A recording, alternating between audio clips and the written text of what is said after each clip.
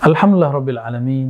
Wassalatu wassalamu ala Sayyidina Ahmad, Sayyidina Muhammad, wa ala alihi wa ashabihi ajma'in. Amma ba'du, sahabat-sahabat karena Allah, di bulan Muharram ada satu sebutan namanya Ashura. Ashura berarti hari yang ke-10 Muharram. Hari ke-10 Muharram itu merupakan sejarah tua dalam riwayat-riwayat yang dikumpulkan oleh Al-Imam Al-Hafiz Ibnu Katsir dan imam-imam yang lain. Begitu juga Ibnul Jauzi jauh sebelum Ibnu Katsir mengatakan bahwa 10 Muharram itu sejarah kegemilangan, kejayaan para nabi. Mulai dari Nabi Adam, Nabi Nuh. Namun yang paling sahih, yang diabadikan dalam Sahih Al-Bukhari dan Sahih Muslim, itu adalah kisah Nabiuna Musa Kalimullah. Nabiuna Musa Kalimullah adalah sosok yang Allah selamatkan dari tirani seorang Fir'aun yang menentang Allah, bahkan mulhid. Dia merasa dirinya lah Tuhan.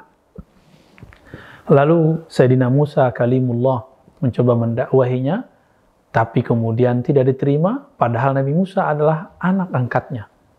Jadi ternyata persoalan agama bisa membuat seorang anak bisa dimusuhi oleh seorang ayah. Teman memusuhi temannya, saudara memusuhi saudaranya, pasangan dengan pasangannya. Wal akhir, Sayyidina Musa Kalimullah, Allah selamatkan 10 Muharram. Walaqad najayna Musa, kami sungguh telah menyelamatkan Musa.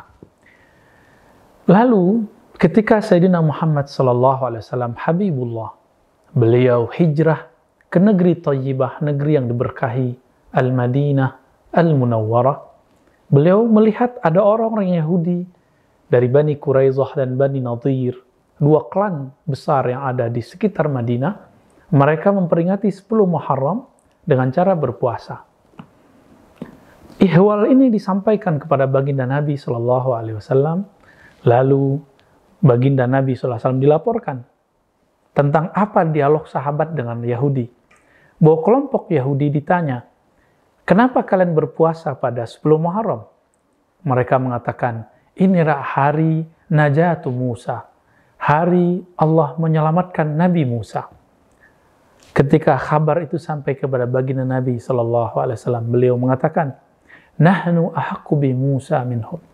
Kita lebih berhak memperingati keselamatan, kesuksesan Nabi Musa daripada mereka.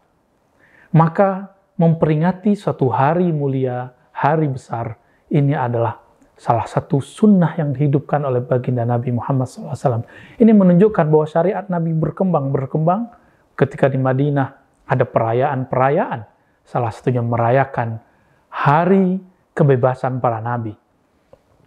Lalu Nabi mengajarkan puasa. Maka Nabi langsung berkhutbah. Apa kata beliau? Siapa yang sudah makan, yang sudah yuftir, maka hendaklah dia tidak makan sampai maghrib. Siapa yang belum makan, hendaklah dia tetap berpuasa sampai terbenam matahari. Begitulah dikatakan dalam riwayat Imam Bukhari dan Muslim. Berdasarkan itu, teman-teman sahabat melakukan Allah, maka umat Islam sangat membesarkan, mengagungkan 10 Muharram Ashura. Lalu belakangan ada sejarah baru yang dulu diperlihatkan juga kepada baginda Nabi Muhammad SAW ketika beliau berdoa, Allahumma la tahlik, Allahumma la ja'al ummati yahlik ba'duhum ba'da. Jangan jadikan umatku membunuh satu sama lain, menghancurkan satu sama lain. Ternyata beliau tidak diaminkan. Di riwayat lain beliau menangis. Ternyata beliau diperlihatkan bahwa cucunya, darah dagingnya sendiri, akan dibunuh dan terbunuh. Itulah pada 10 Muharram. Siapakah dia? Itulah beliau, Sayyidina Al-Husain, Sibtu Rasulullah SAW. Sayyidina Husain, cucu beliau yang beliau mengatakan, Al-Husain minni, wa ana min Husain. Husain itu dariku, aku dari Husain. Inilah ungkapan bahasa Arab yang menunjukkan bahwa Nabi SAW sangat mencintai Sayyidina Al-Husain. Hadis Husain bukanlah hadis Syiah, karena hadis ini berkembang di kalangan ulama Ahlus Sunnah. Pada 10 Muharram, ketika Sayyidina Al-Husain, waktu itu Sayyidina Al-Hasan bin Ali sudah wafat. Sayyidina Al-Husain ingin ke tempat ayahnya dulu memimpin pemerintahan. Jadi di zaman Sayyidina Ali, ayahanda daripada Sayyidina Al-Husain, pemerintahan Islam sudah dipindahkan ke Kufah. Orang-orang yang dulu mengikuti Sayyidina Ali ingin menjemput Sayyidina Al-Husain. Tapi di tengah jalan, Yazid dan gubernurnya Ziyad atau Ibnu Ziyad mengirim bala tentara untuk menghancurkan pergerakan Sayyidina Al-Husain. Maka terbunuhlah beliau pada hari yang sangat nahas tersebut, padahal hari itu aslinya adalah hari kegembiraan. Namun apakah kita menangis saja ketika Sayyidina Al-Husain wafat, gugur? Tidak. Salah satu keturunan beliau, Al-Habib Ali Al-Jufri, bahkan mengatakan, justru itu adalah hari intasara Sayyidina Al-Husain. Meskipun secara zahir beliau terbunuh, kepalanya dipisahkan dari badannya, tapi pada hakikatnya dia sedang dimenangkan Allah Subhanahu wa taala. Apa kemenangan yang didapatkan Sayyidina Al-Husain? Ternyata Sayyidina Al-Husain menjadi simbol hampir semua mazhab dan manhaj. Begitu juga thariqah. Tidak ada mazhab fikih, melainkan mazhab fikih itu lanjutan dari murid-murid keturunannya. Sayyidina Al-Husain punya anak namanya Muhammad Al-Baqir. Muhammad Al-Baqir punya anak namanya Ja'far As-Sadiq. Ja'far As-Sadiq punya murid namanya Nu'man ibn Thabit yang kita kenal dengan Abu Hanifah. Mazhab Abu Hanifah ternyata terinspirasi juga oleh Sayyidina Ja'far. Begitu juga Malik. Imam Syafi'i murid dari Malik.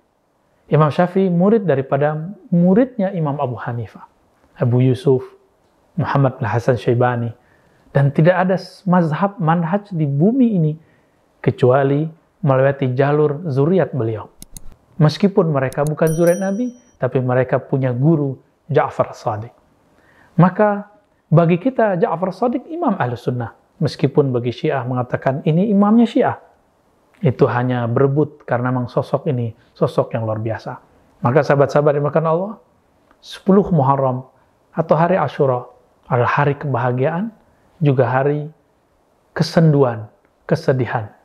Tapi di belakang itu ada kemenangan-kemenangan yang mana nanti keturunannya lahir dari mereka yang bernama Al-Imam Al-Mahdi. Sallallahu ala Muhammad. Assalamualaikum warahmatullahi wabarakatuh.